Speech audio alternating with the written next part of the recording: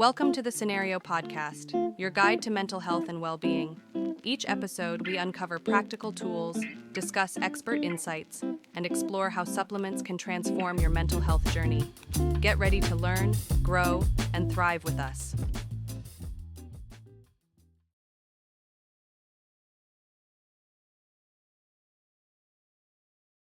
If I were to ask you right now, are you stressed? I bet you wouldn't even have to think about it. The answer is probably this vague, yeah, I'm stressed. But today we're going to move past that feeling. We're going to get into the actual language of physiology. Because chronic stress, it isn't just a mood, it's a measurable full system disruption.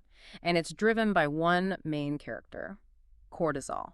That's really the mission for this deep dive. We're going to unpack what chronic high cortisol actually means. It's not, just a sense of being overwhelmed. It's a real measurable shift in your body's most basic control system. We've got a whole stack of sources here, and they show us exactly where the system breaks down, and I think more importantly, how to build it back up with some really targeted tools. Okay, so let's start right there with the control center itself. When we talk about high cortisol, we're really talking about a big functional shift in the HPA axis. That's the hypothalamic pituitary adrenal axis. Can you walk us through how that's supposed to work when everything is running smoothly? Yeah, absolutely. Think of the HPA axis as this super sophisticated high-speed communication loop. It's designed to handle danger. So the hypothalamus, the H, sends a signal down to the pituitary, the P, which then tells the adrenals, the A, to release cortisol. When the danger is gone, the car screeches to a halt, you finish your big presentation, that rise in cortisol is supposed to report back to the hypothalamus and basically say, okay, alarm's off, we handled it, stand down.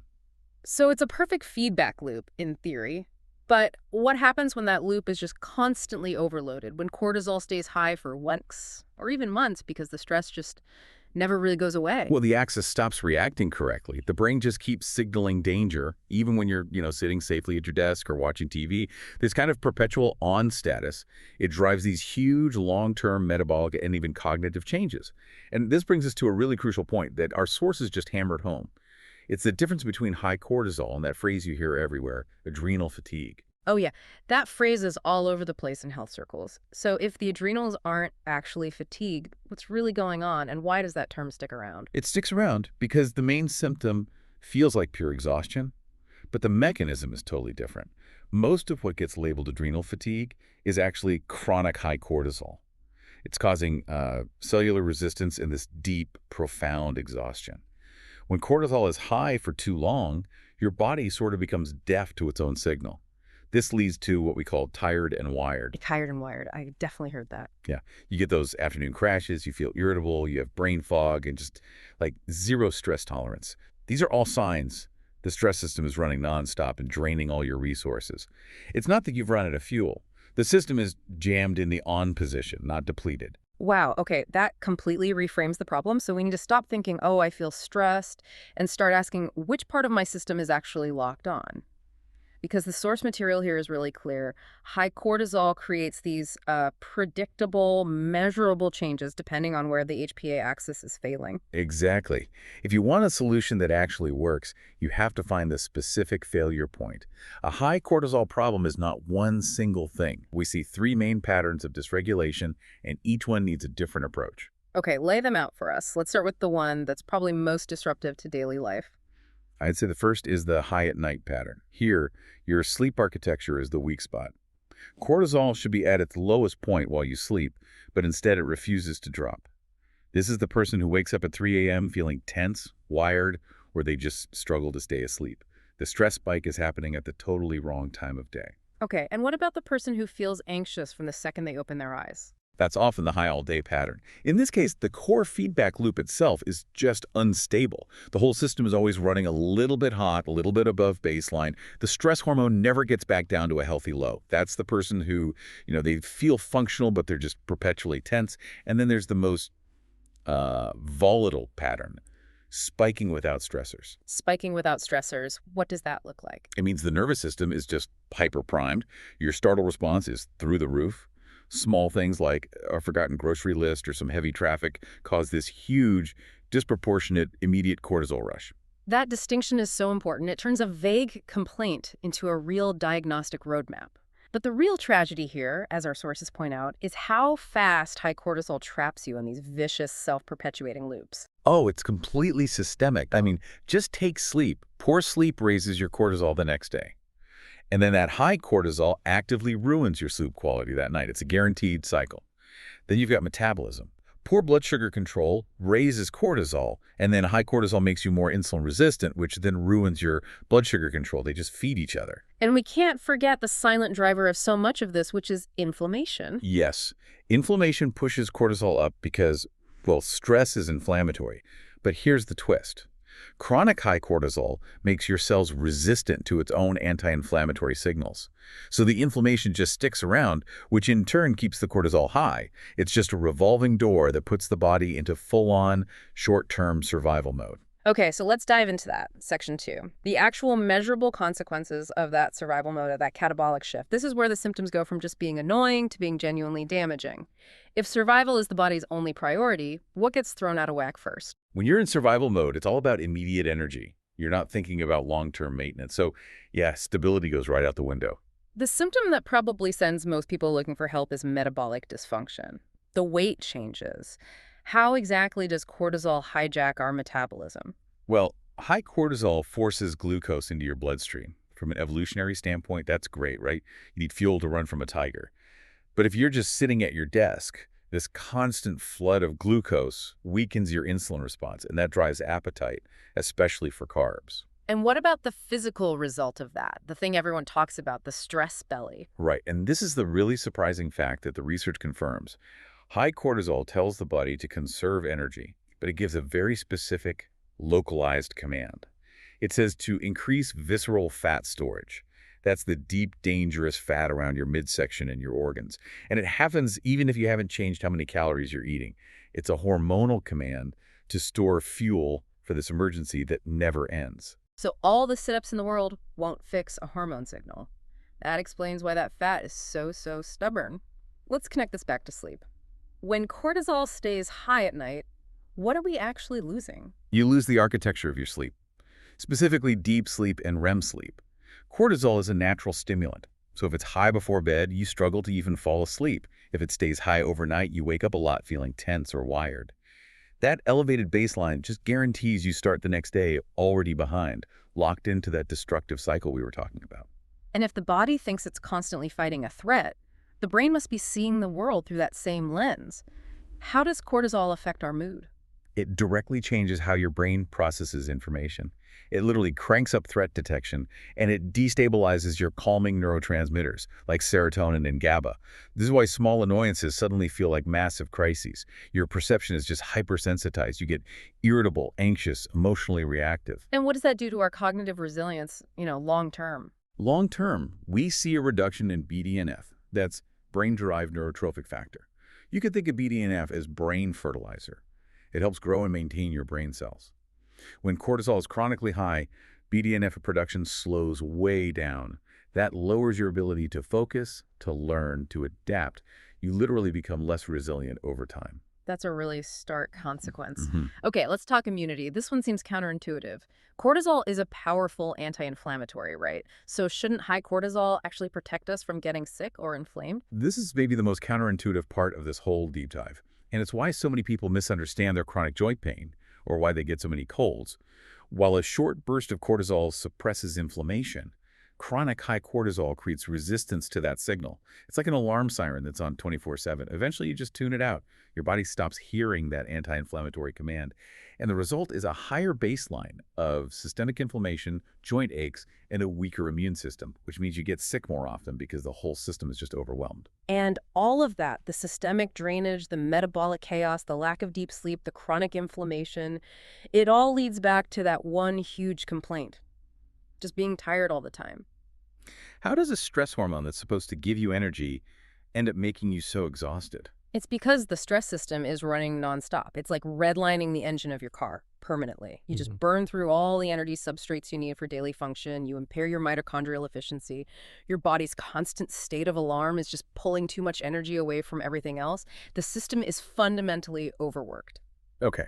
So if the goal is to stop this full system meltdown, we know general relaxation stuff probably isn't going to cut it. The solution has to target the actual mechanism of the disruption, the feedback loop, the inflammation, or the neurotransmitter stability. Which brings us to section 3, targeted interventions. Exactly. The key insight from all the clinical research is this. You have to stop trying to hit the target with a generalized net. You need a rifle, not a shotgun. We have to use clinically dosed ingredients that specifically address one of those 3 failure points we talked about. Let's start with the one that shows up most reliably in the data for just cortisol reduction, ashwagandha.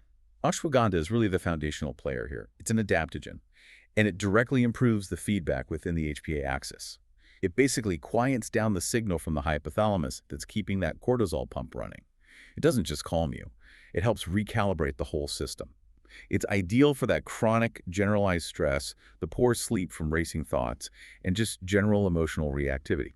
You want to look for a standardized extract and a dose somewhere between 300 and 600 milligrams.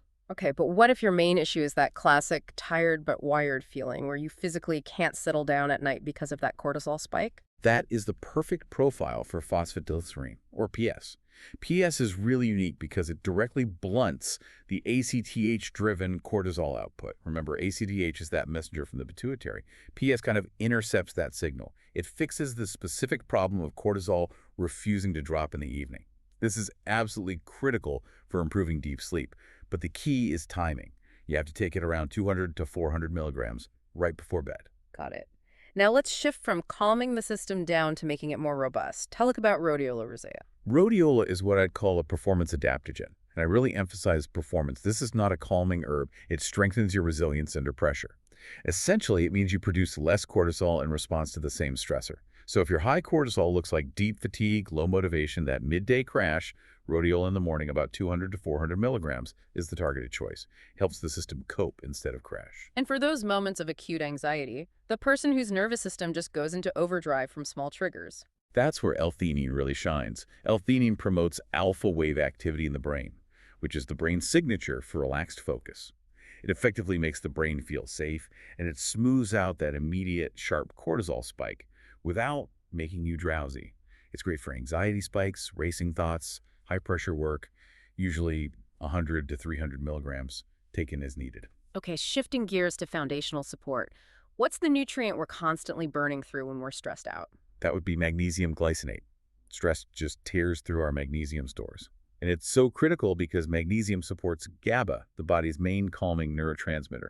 So by calming the nervous system, reducing muscle tension, and improving deep sleep quality, your cortisol drops indirectly. We usually recommend 200 to 400 milligrams taken at night for that maximum nervous system benefit. And finally, let's target that inflammation loop we talked about earlier. Right, we circle back to omega-3 fatty acids, specifically the EPA and DHA. Omega-3s are fundamentally anti-inflammatory. They reduce the inflammatory signaling all over your body, which in turn helps lower that base cortisol set point. This is a great tool for people who are dealing with brain fog, low mood, or chronic aches along with their stress. You're looking for about 1 to 2 grams of combined EPA and DHA daily. So we have this very specific toolkit now, but let's talk about the pitfalls, because knowing what to avoid is just as important as knowing what to take. And that standardization matters. Absolutely. The first thing to avoid if high cortisol is your problem is any kind of stimulant formula. Talk about things loaded with synthetic caffeine, guarana, high-dose green tea extracts. These things trigger a sympathetic response, which raises cortisol. They give you a temporary lift, but they just dig the hole deeper. And what about that common marketing trap, the kitchen sink blend, the proprietary formula with 10 different herbs in it? Yeah, avoid those 10-herb proprietary blends. Efficacy always requires clinical dosing. If a supplement doesn't tell you the standardization of its key ingredients, like making sure your ashwagandha is KSM 66 or your rhodiola has enough rosavins, then the dose is probably way too low to actually do anything to your HPA axis. High cortisol needs therapeutic levels. And you mentioned there's one specific herb that is dangerously misused in these cases. Licorice root. This is so important for the listener. Licorice root increases cortisol levels by slowing down how your liver breaks it down. This is only useful if you have diagnosed low cortisol, which is pretty rare. If your cortisol is already high, taking licorice root will just make everything worse. It can raise your blood pressure and worsen the whole cortisol burden. check your labels. Okay, so with all that in mind, let's tie it all back to those 3 patterns. If you know your pattern, you don't have to guess. You can stack 2 or 3 things for a real synergistic effect. Exactly. We can streamline the whole strategy. For pattern 1, high stress and poor sleep, that's the person who wakes up tense and wired, the stack is ashwagandha, magnesium glycinate, and phosphodiesterine at night. This targets the feedback loop, it calms the nervous system, and it specifically shuts down that crucial nighttime cortisol spike. Perfect. What about pattern 2? High stress and fatigue. The person who's exhausted, unmotivated, crashing midday. They need resilience and stabilization. So for them, the stack should be rhodiola in the morning for energy, ashwagandha, and omega-3. That combination improves their ability to handle pressure, it stabilizes their HPA output, and it targets the underlying inflammation that's driving a lot of the stress. And finally, pattern 3. Anxiety-driven cortisol spikes. The person who's easily triggered, overthinks everything, feels it physically. They need immediate calming and acute spike reduction. So the stack for them is L-theanine, lemon balm, and magnesium glycinate. This combo quickly calms the brain, it reduces those sharp anxiety peaks, and it helps the body recover physically. This has been a really detailed deep dive into decoding high cortisol, really shifting it from a vague feeling to a set of measurable, solvable problems. Let's finish up with the key takeaways. I think the biggest takeaway is the importance of timing and specificity. You have to match the tool to the pattern. Rhodiola is a morning supplement. Phosphodiesterine and magnesium are for night. Timing really is everything because that cortisol curve is on a 24-hour clock. Right. And while these targeted supplements can really accelerate progress, you often see changes within 2 to 6 weeks, they can't replace those foundational habits. You still need stable meals, less caffeine, a fixed sleep window, getting that morning light, all to signal to your brain that it's okay to finally stand down. And here's the final thought I want to leave you with. Interrupting this cycle isn't just about feeling better right now. High cortisol is a serious systemic risk. It contributes to cardiovascular disease, it locks that dangerous visceral fat, it slows down your cognitive processing, and it tanks your immunity. You now have the knowledge to look past the general symptoms, to identify your specific pattern of dysfunction, and to precisely target that systemic risk. Use this to interrupt that destructive cycle before it causes long-term damage. Thanks for tuning in to the Scenario Podcast. Don't forget to visit scenario.com for more expert tips, articles, and supplements designed to support your mental health. If you enjoyed this episode, remember to subscribe and share it with a friend. Until next time, take care of yourself.